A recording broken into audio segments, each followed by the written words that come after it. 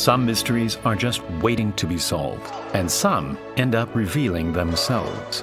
When the King of England, Richard III, was thrown into his grave 500 years ago, it started one of the biggest mysteries of all time. Centuries of lies, rumors, myths, and mistakes led to his burial site becoming shrouded in mystery. And the question was, where did he go? All of this led one lady to a small parking lot in England, where all of a sudden, an enormous clue revealed itself. This is the story of how one of England's most famous kings vanished, and the incredible work that went into tracking him down. We modeled the entire thing to show you how his body was found and the 500-year-old DNA test that proved it was really him. When the Battle of Bosworth came to an end, Richard III was found dead. His enemy, Henry Tudor, immediately declared himself king, and Richard's body was taken off to the town of Leicester and put on display for the whole town to see. According to records, he was buried unceremoniously beneath the Greyfriars Church, and a monument was eventually placed above his grave. But 40 years later, Henry VIII began taking down the Catholic Church, and in just 5 years, every church across the country was shut down, and many were demolished, including Greyfriars. The land where it once stood was eventually bought by the mayor of Leicester, and a mansion was built on top of the site. Although the monument had been destroyed, the mayor knew exactly where Richard was located, and so he placed his own monument to mark the spot.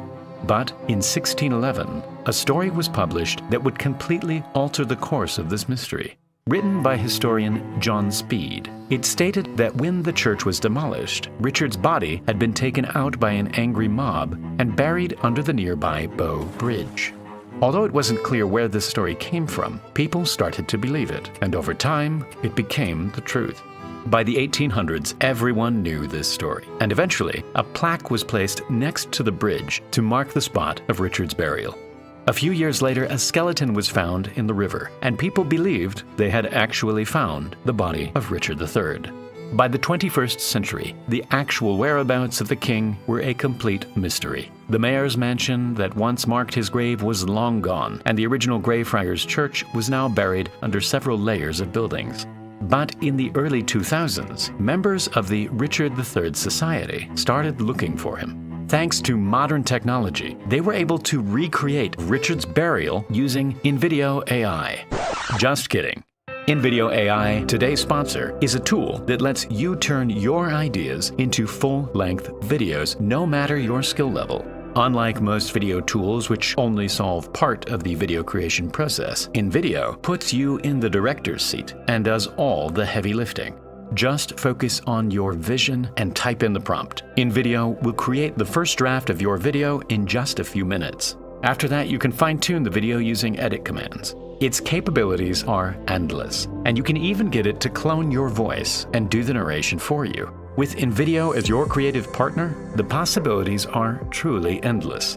You can try InVideo AI for free using the link in the description. This will save you hundreds of dollars that you would otherwise spend on editing, animating, and other production costs. In order to find Richard III, the search team had to go back through the history books and figure out what really happened after he was buried.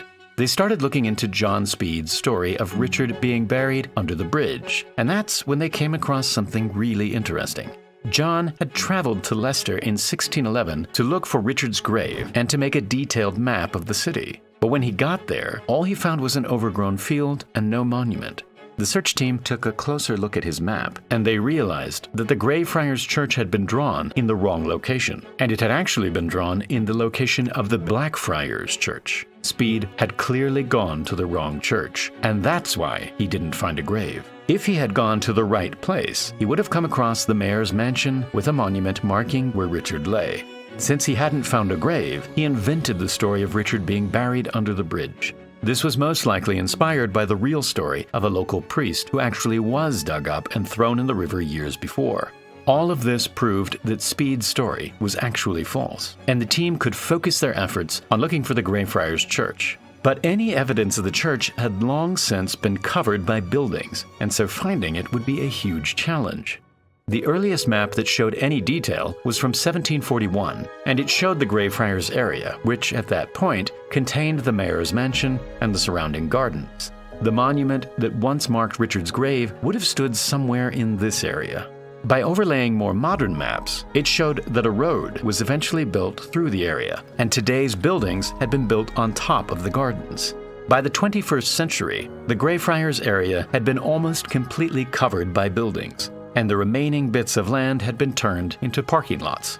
In 2005, Philippa Langley, who was leading the research, came to one of these parking lots to investigate. When she was there, she had a strong feeling that she was in the right place. And then, as if by magic, a sign revealed itself. Although this R was obviously just a reserved parking spot, she felt like this was the place to start digging.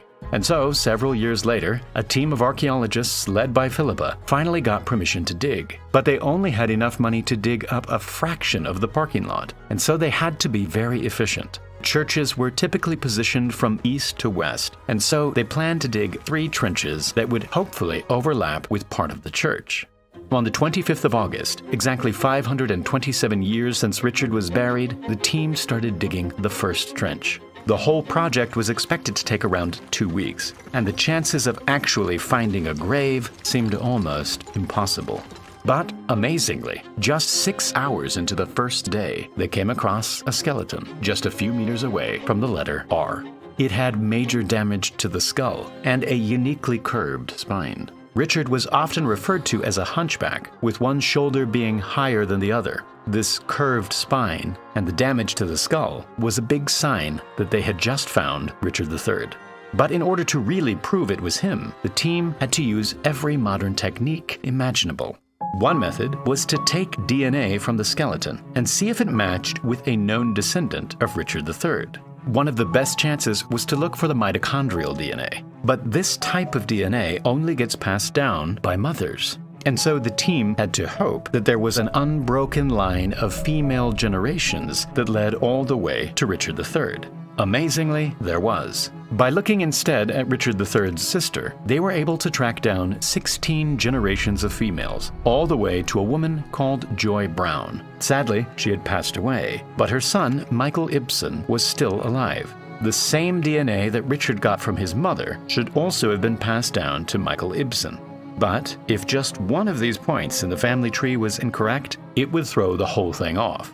And so, to make it more certain, they traced down another line of females, which led to a woman called Wendy. By comparing her DNA with Michael's, they were able to confirm that they were both related to each other and therefore direct descendants of Richard III's mother. Before they could get DNA results from Richard's skeleton, they sent it off to do carbon dating tests, which would determine the age of the skeleton. Our bodies absorb carbon-14, but when we die, the carbon-14 starts to decay at a known rate. By calculating how much carbon-14 was left in the skeleton, the scientists could determine how long the body had been dead for. As it turns out, the results initially showed that the body was a few decades older than Richard's. But what the results also showed was that whoever it was, they had a protein-rich seafood diet, which would have only been possible for someone living a high-class life. This was a crucial bit of information because a diet like this would have altered how much carbon-14 was lost. Factoring this in, the new results showed that the skeleton was almost certainly from the time of Richard's death. At the same time, the results from the DNA test were in, and they showed a clear match between Michael and the skeleton, proving that the search for Richard III was over. And now, time for the Primal Space giveaway.